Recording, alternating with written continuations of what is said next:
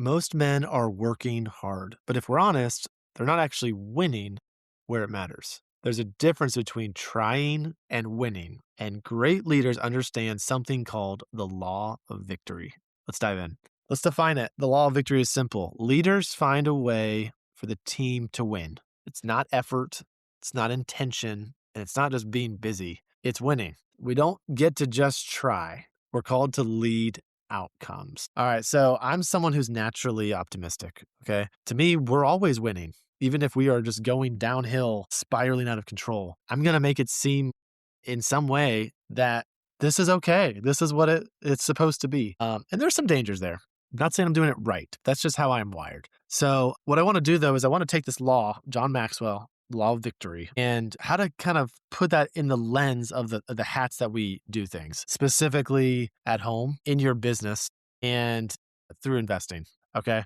So let's look at these together. Reframing what winning looks like. Winning at home isn't just paying the bills. It's building relationships. And the buzzword I know on the show and everything else, one of the buzzwords is intentionality and being present. So there's winging it. There's, you know what, I tried this week. There's coming home from work and just being like, I'm exhausted.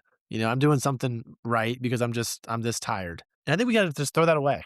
We got to get rid of that. We have to really define for our families what that victory looks like. And here are just some examples for it. It could be, so it could be, at least with your marriage, a weekly date night. It could be scheduled one-on-one time with your kids. It could be, hitting your morning and evening rhythm. Okay, so those are some kind of clear things that you could say, hey, I want to make sure I'm winning here. What does even winning look like? I don't know. I tried hard this week. It's like the idea of, hey, keep running until I say stop. And it's like, okay, so how, what's my pace? Do I sprint at the beginning, or is this like a marathon, or when do I decide to kind of gauge myself here? So there's no clear metrics. There's no clear definition. So find what that winning looks like at home. Obviously, if you're winning the bank account, but your marriage is on the rocks, that's not winning. If you're, showing up to the games, but you're on your phone, you're not really seeing things, you're disconnected, you're not present, that kind of stuff, that's not winning either. And I think timing is a key on this, because I know personally, I feel like, hey, once we get to this status, then we will implement these values, these metrics, these definitions. Hey, I'm not going to worry about getting my state in order until we get through with these 3 projects we're in the middle of right now. I'm not going to get life insurance until we make this much money. I'm not going to have that finance meeting with my wife until it looks a little better, because things are a little messy right now. I can't do one-on-one time with my kids until I can get through this soccer season or whatever it is. And I think that's the danger. Okay, so that's where I want to tell you guys, if it's been hard to set that intentional thing that you need to do, you either just need to do it like this weekend, which probably won't happen, or give yourself like a reverse engineered date in time. Hey, by the end of next month, we're going to have this thing figured out. So I'm all about baby steps and progress here. So that'd be my goal for you guys is if there's a metric or a definition of what winning looks like for you guys at home that you haven't set yet, give yourself 30 days to get that thing set. And if this is the awful season of your life, 60 days. All right. So next thing I'd say is, what does a winning investor mindset be? How do I stack the odds of winning to have the most likely outcome? So this is the key here, is you're focusing on proven operators, strong markets, conservative deals, and then your risk management. I could talk to you all day about, the returns on this thing. This is how much money you're making. But everyone's heard that script. There's always some greener pasture somewhere else. So a lot of my conversations are, let's talk about the team on this group investment. Let's talk about the market on this specific area. Why is this area so attractive right now? What are some studies that have shown that the demographics for this specific type of audience, or this specific, luxury A apartment complex, will attract the right people? And this is also why you don't do everything by yourself. You're partners with winners, and you plug into proven systems. So stop the risk mitigation in that way and put the favors in your corner.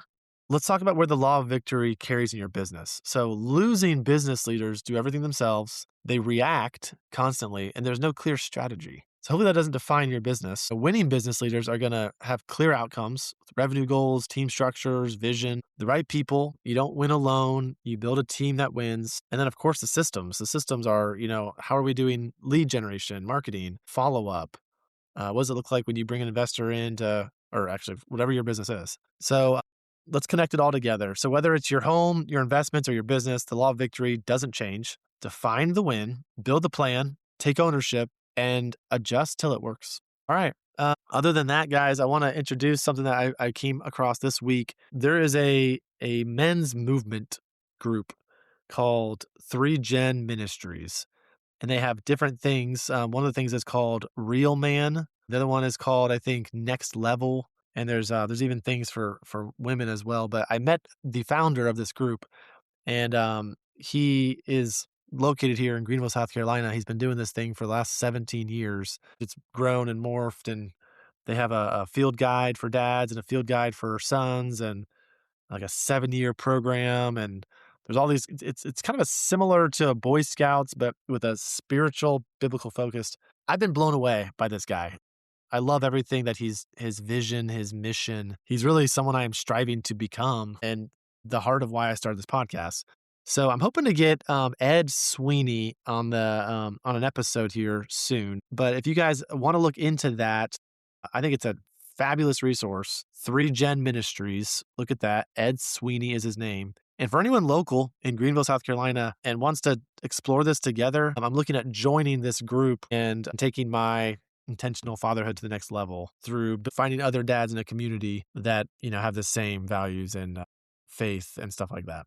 All right. I started a newsletter for anyone interested in joining that. I'm going to put a link or something in the show notes that will help you get connected there, but doing more just output on accumulating what I'm doing each week in the business, at home, with investing to bring you guys some value and the resources that I'm plugging into, my mindset of how to structure different things. So if you're looking for some support or community, even in that, join my newsletter. Would love to help. That's it for today. Thank you guys for listening. Take care and remember to invest wisely.